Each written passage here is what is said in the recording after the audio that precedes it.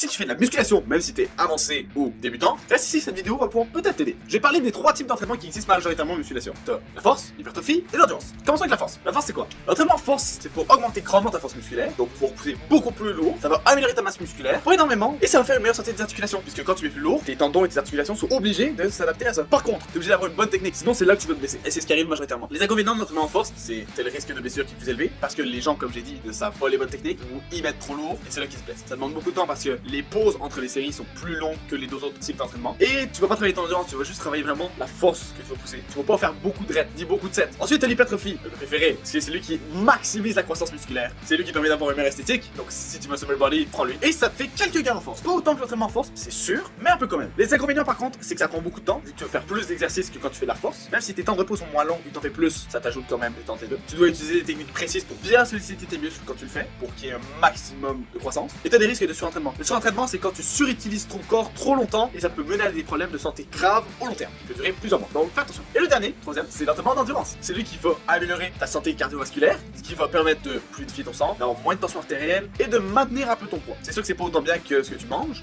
mais quand même. Ensuite, ça améliore ta stamina. C'est comme dans un jeu vidéo. Quand tu augmentes les points de ton personnage, tu vas pouvoir courir plus longtemps, tenir plus de choses, etc. Bah là, c'est la même chose avec l'entraînement d'endurance. Tu vas faire plus de répétitions avec moins lourd, ce qui va permettre à tes muscles de pouvoir tenir plus longtemps. C'est comme la course. Plus tu fais de la course, plus tu vas pouvoir courir loin. Et ce qui est bien aussi, c'est que ça augmente la combustion de calories. Donc si tu veux perdre du poids, l'entraînement d'endurance, c'est fait pour toi. Par contre, t'as peu ou pas de croissance musculaire, tu sollicites pas assez tes muscles en force pour qu'ils se déchirent et grandissent, tu vas juste les fatiguer, tu vas avoir des risques de blessure par surutilisation. La surutilisation, c'est quand tu donnes pas assez de temps de repos à ton muscle et que tu recommences directement un set. Ce qui fait que ton muscle est plus fatigué, donc tu vas mal l'entraîner. Et le dernier point, c'est que t'as pas de développement de force en fait. Tu veux juste vraiment travailler ton endurance. Tu vas pas pouvoir soulever plus lourd, mais tu vas pouvoir soulever plus léger, plus longtemps. Donc c'est simple. C'est les 3 types d'entraînement qui sont majoritairement utilisés à la salle. Et tu peux commencer le tien à partir de maintenant.